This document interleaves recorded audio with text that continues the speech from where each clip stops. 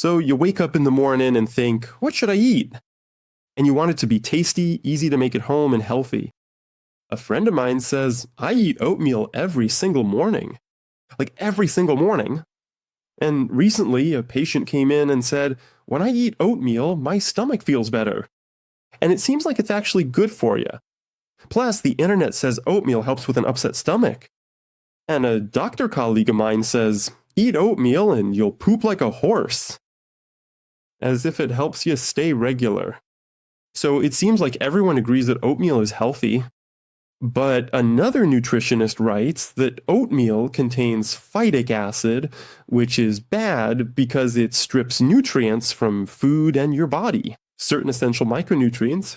Plus there's gluten, and it's just generally dangerous. Every store sells rolled oats, so you wonder, what should you do with it? Whether it's oat groats or flakes, it's actually a unique product of sorts, made from the whole entire oat grain. And in most cases, it retains all the structures of that seed and kernel. Because we know, like many nuts and seeds, it's rich in lipids, which means fats. There's a starchy layer and multi-layered coatings, the bran. So there are several components in the grain itself and in oatmeal that could potentially be beneficial, but overall it's the biochemical composition of oatmeal. And oats that defines and ensures its status as the functional food. Let me remind you, the average beta-glucan content, or soluble fiber, is 2 to 7%. Protein is 12 to 15%, with a very high lysine content, and the lipid content is 5 to 9%. And those healthy unsaturated fats predominate, plus there are various phytochemical compounds like avenanthramides and ferulic acid. Now, in Latin, oats are called avena sativa, and avenanthramides are precisely the beneficial substances from avena sativa, from that very oat. Actually, there are many legends if you look at the history of oatmeal and its life through the centuries. For example, in more recent times, like the 18th and 19th centuries, we strongly associate England with oatmeal. And within England, oatmeal is strongly associated with Scotland and the poorer segments of the population. And while wealthy Englishmen in London ate an English or British breakfast, in Scotland, poor families ate oatmeal instead. And one of the famous literary figures, Samuel Johnson, in his dictionary with a certain English snobbery, defined oats as, a grain that in England is fed to horses, and traditionally horses were fed oats, but in Scotland it was for people. And to that, the Scottish writer James Boswell countered and said that that's exactly why England has such wonderful horses and Scotland has such wonderful people. But, industrial food production changed this whole picture. And cheap, filling, long-lasting oatmeal, which is important, became a lifesaver for workers in industrial cities. But the most important thing that happened to oatmeal was the late 19th century and the invention of modern oatmeal, which we all seem to know. And that was in 1877. In the US, brothers Henry and William Crowell bought a patent for the technology of steaming and flattening grain. That is, they took the grain, steamed it, and flattened it. And they founded the Quaker Oats Company, Quaker Oatmeal Flakes. And they used the image of such a respectable man on the packaging as a symbol of both honesty and quality. And it was probably one of the most successful branding and mass market campaigns in the world for a food product. And that's when oatmeal started being sold in these standard boxes with recipes on how to prepare it. And they said about it that it's the perfect, healthy, and quick breakfast for the whole family. Apparently, this century-old story has become so ingrained in us that it didn't escape the attention of the scientific community, and many scientific studies have been dedicated to oatmeal.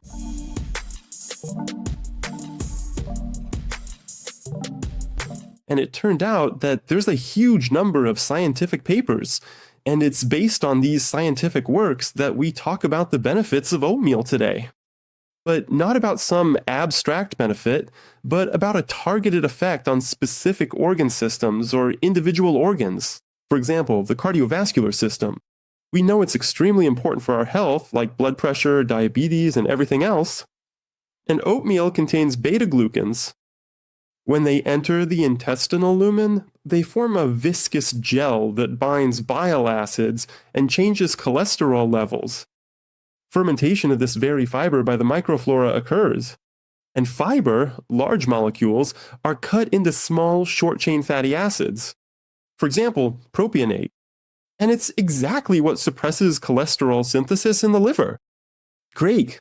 And there was even scientific data showing that the level of low-density lipoproteins, that very bad cholesterol, decreases by 0.25 millimoles per liter with daily consumption of 3 grams of beta-glucan from oatmeal. And regarding blood pressure, both systolic and diastolic arterial pressure decrease. That is, both numbers, like 120/80, 120 is called systolic, 80 is diastolic, both pressures decrease by about 2 to 3 millimeters of mercury when consuming whole grain oats. This is even a Cochrane study. But you might ask, what's 2 or 3 millimeters? Actually, from the standpoint of broad medical statistics, 2 or 3 millimeter is, well, a decent result because in real life, this translates into even more interesting figures. So as a clinical recommendation, oatmeal is one of the tools of diet therapy for preventing atherosclerosis, which is recognized by the FDA and other bodies. From the standpoint of the gastrointestinal tract, there is also some benefit. For instance, insoluble fiber, cellulose, lignin, they increase stool bulk and speed up intestinal transit. So the joke about how if you eat oatmeal like a horse, you'll go to the bathroom like a horse is actually not a joke. Now, soluble fiber, the beta-glucan found in oatmeal, it acts as a prebiotic. So you eat it and it's a prebiotic. That special food to grow lactobacilli and bifidobacteria in your gut. And scientific research confirms this. For example, in patients with constipation, eating oatmeal increases stool frequency by 15 to 30%. And bacteria, our beneficial bacteria, start creating anti-inflammatory butyrate from the oatmeal. And this helps prevent the risk of colorectal cancer. But oatmeal doesn't just affect the heart and the intestines. It doesn't affect the stomach, by the way.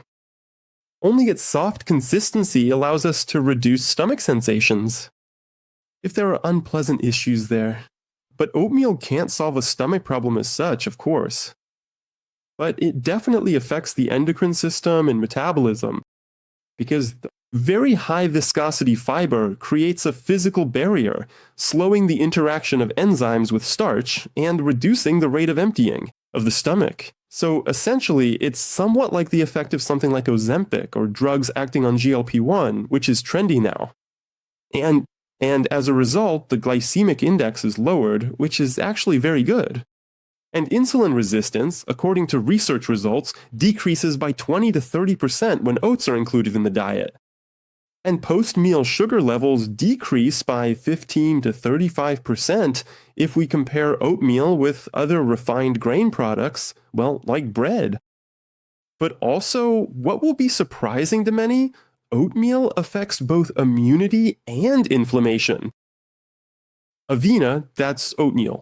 Avenanthromymides, these are substances unique to oats, polyphenols from a chemical standpoint. They block the action of the so-called nuclear factor kappa B. And this is a key regulator that's responsible for inflammation, or fights against inflammation. And beta-glucans, the ones we just talked about, they also help modify the activity of macrophages, immune cells. And studies, though, on the immune system, they're no longer large-scale, but small and more like pilot studies. They show that markers of systemic inflammation decrease, including C-reactive protein. For example, in people who have metabolic syndrome, by as much as 10 to 15%, and that's quite a lot.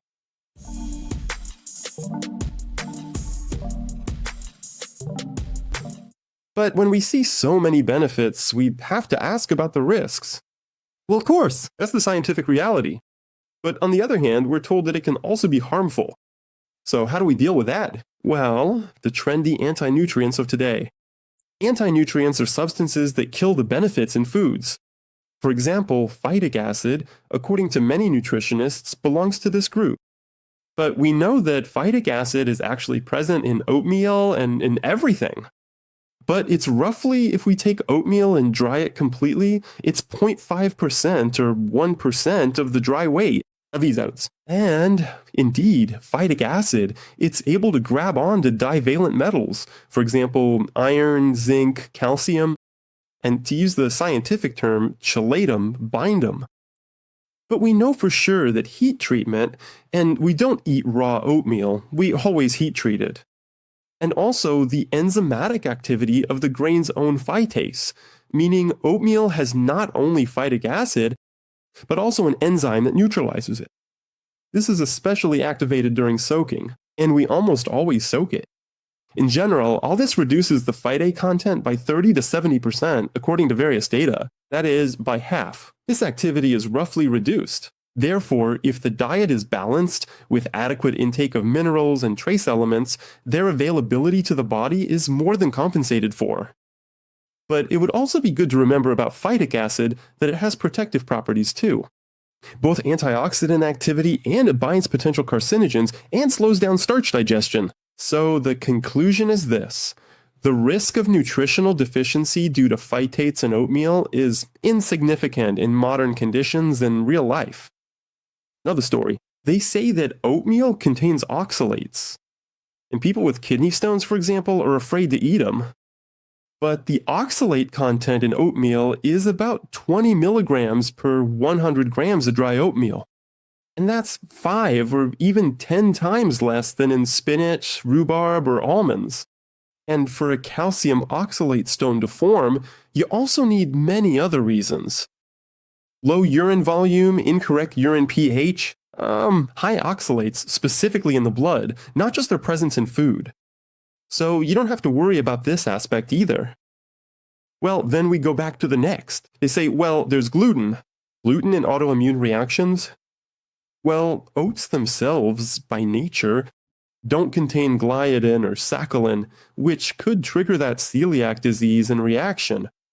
And the problem actually lies in cross-contamination. That is, when in some facility or in some warehouse, they store oats where wheat, rye, or barley used to be, or when they're processed on the same equipment without proper cleaning.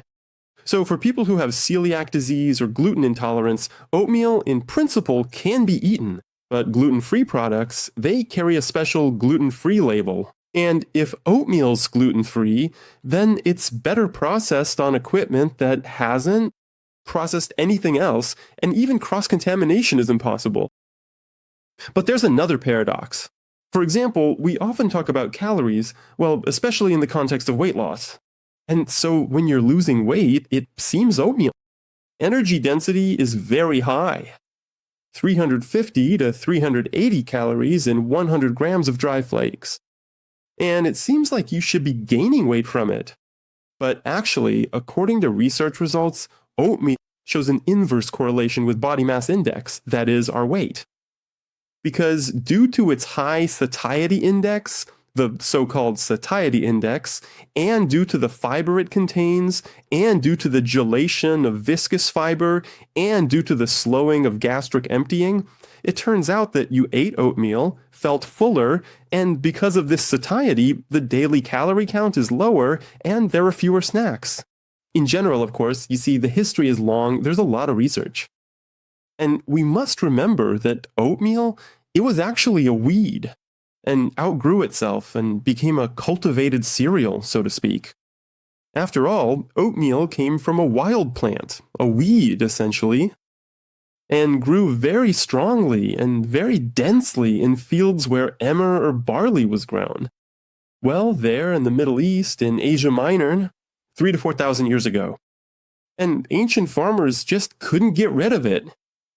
But as people began to settle other territories, and oats began to migrate north to colder, wetter regions of Europe, for example, or Scandinavia, it turned out that, firstly, oats are very hardy, and secondly, unpretentious compared to wheat, and grew better on soils that were nutrient poor and in a damp climate. And so it found its niche. Northern Europe, Eastern Europe, Great Britain, Scotland, Ireland, Scandinavia, and again, in our country. But it's a long story. And even back then, long, long ago, the ancient Romans, they usually ate wheat, and oats were considered, like a second-rate food. Like, only the despicable Germans and Celtic barbarians, only they ate those oats, while the great Romans, they only fed oats to their horses. And the veterinarian and writer Columella noted that oats are very nutritious specifically for the cavalry. And this stereotypical perception, it persisted for centuries, and even now many people read classical literature and see that horses were fed oats. But later, in regions with a harsh climate, it was oatmeal that became the basis for survival. Take Scotland, for example. Let's look at it. There, it's actually a cult of oatmeal, because the climate doesn't allow for growing wheat. But oats grew everywhere. It gave large yields, and the Scots ate oatmeal as porridge. They ate it for breakfast, lunch, and dinner. And if we live in a cold climate and we have a lot of heavy physical labor, then oatmeal, well, in large quantities, essentially covers all the needs of our body. Amazing. Then from oatmeal, from flour, they baked flatbreads that replaced bread. They made haggis. Well, they wrapped something like a shawarma, right? They wrapped lamb offal, onions, oatmeal into a flatbread. In Scandinavia, further north, they ate not only porridge but also kissel.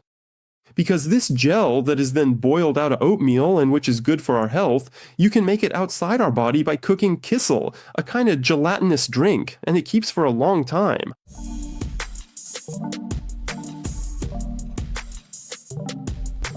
But over time, so many myths have gathered around oatmeal that it's just crazy, and you don't have to look far. For example, myth number 1. Oatmeal is a food only for breakfast, and you can't eat it in the evening. But in reality, there are no physiological grounds for chronodietary restrictions. And if you eat oatmeal for dinner, it can be useful for improving the profile of glucose, especially on an empty stomach for the next morning. And the so-called second dinner effect occurs. There's also this popular story, and also a myth, that oatmeal leaches calcium from bones because of phytic acid. Well, I already said that the influence of phytates under conditions of adequate calcium intake is minimal. But if you don't eat calcium, well, maybe then you should eat more of it instead of blaming oatmeal. Moreover, it's oatmeal that contains phosphorus, magnesium, and manganese. Those micronutrients that are critically important for bones. We forget about them in the pursuit of calcium. Next myth. That oatmeal, it causes sleepiness and reduces productivity. You eat in the morning and then you sit all day like I don't know who. But indeed, complex carbohydrates, which have a low glycemic index, they provide a smooth release of glucose and maintain a stable level of both energy and brain functions, unlike those favorite sugar spikes of ours, then crashes. Sugar spikes, crashes from desserts, sweets, and refined products. Therefore, for people who aren't used to it, those who already have insulin resistance or impaired glucose tolerance, or people with diabetes, some drowsiness can actually occur because the sugar didn't enter the system instantly. Well, it's almost as if that's how it should be. It's not supposed to enter instantly, and that's exactly the problem. There's another myth that, for example, muesli and granola with oats are just as healthy as plain porridge. Or, for instance, that oat flakes are also healthy. But yeah. First of all, commercial muesli often contains added sugar. The amount of added sugar there can reach 20 or even 30%. Terrible stuff. Moving on. They're also processed and they contain hydrogenated fats and high fructose corn syrup, which completely negates the benefits of the whole grain, so the ingredients are critically important. That's why oat flakes and oatmeal porridge are two completely different things. Oat flakes are more likely harmful, while oatmeal porridge is more likely healthy. And if we take the whole groats, it's even better. And then there's another myth that oatmeal cures all diseases. Well, first of all, this is a classic example of dietary reductionism, where we take a single component and attribute all the healthy properties to it. Yes, oatmeal is an effective component, but specifically a component, not some kind of monotherapy with a single product. And its positive properties will only be realized if you have a more or less healthy diet overall. But if you only eat oatmeal thinking it's a superfood, you're unlikely to get a fantastic result.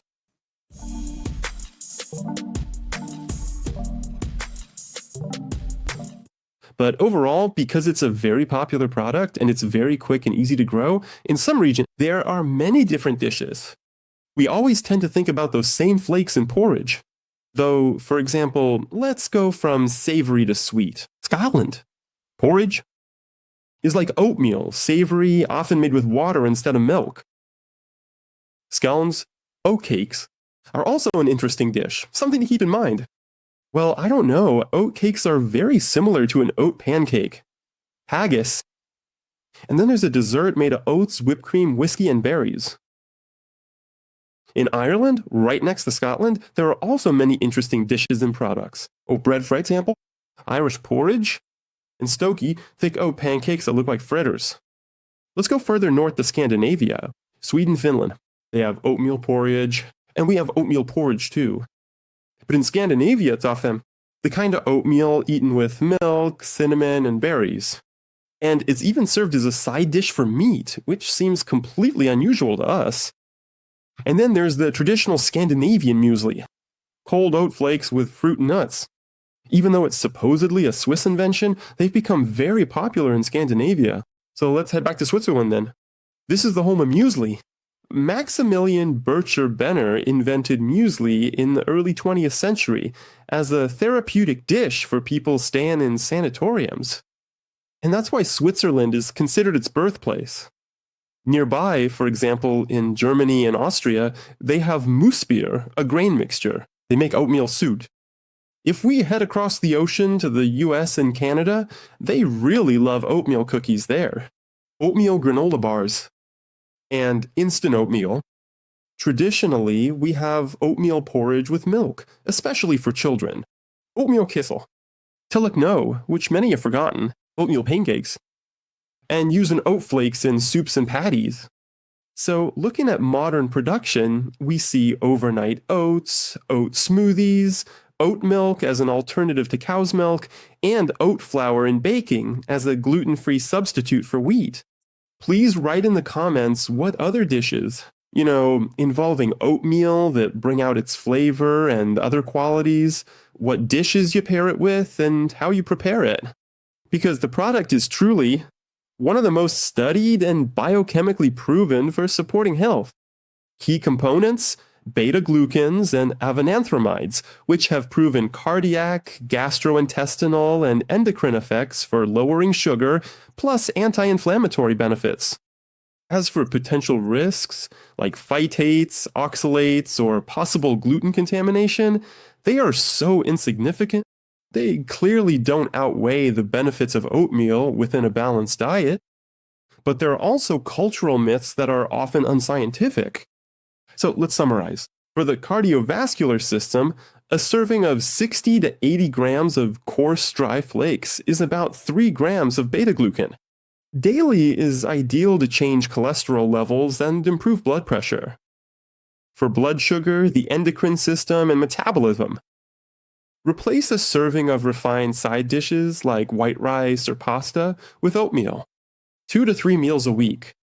We lower sugar and insulin spikes. For gastrointestinal function, regularly include 40, 50, or 60 grams of oat bran or whole flakes in your diet. To increase stool volume and make it more regular, and to change and improve the composition of the microflora. And for weight loss, of course, as a base for a filling, low-calorie breakfast with protein, say combined with yogurt, cottage cheese, or an egg. So there is certainly scientific significance. Yet it's a simple, ancient, cheap product with a huge range of beneficial effects for a complex system like us. What do you think? Can it be used for healing, after all? That's where we started. Let me go. What do you think about this? Maybe it helped you in certain situations? But if you look at the history of the product, it's essentially a kind of rehabilitation and transformation. Because at first, we considered it food for the poor or for horses. Now we think it's food for the wealthy and well-off who watch their health. And essentially, oatmeal has turned into a strategic product for entire nations and their survival. And now it's become, well, simple, I guess. But thanks to what? Thanks to science or thanks to marketing? Please write down what your thoughts are on this matter. Is it science or maybe, just maybe, it's tradition? Overall, the product is great, approved by nutritionists and sold in nice packaging. So why not eat it? Tell me, how often do you eat oatmeal? Do you eat rolled oats? Or do you eat oatmeal porridge? Or do you go for whole grains? It's very interesting and we'll discuss it later. Also, when you know, which products? Would be interesting to analyze for health benefits, or maybe not products, but health issues you'd like to discuss, like digestion, the heart, hormones, or metabolism. Please write down which topic interests you more. Don't forget to share this video with oatmeal eaters so they can enjoy it knowing the benefits. Even better, share it with those who don't eat it so they know about this great, healthy, nutritious product. Anyway, try to eat right at least occasionally, take care of yourself, and stay healthy. We'll say goodbye for now. See you on all social media.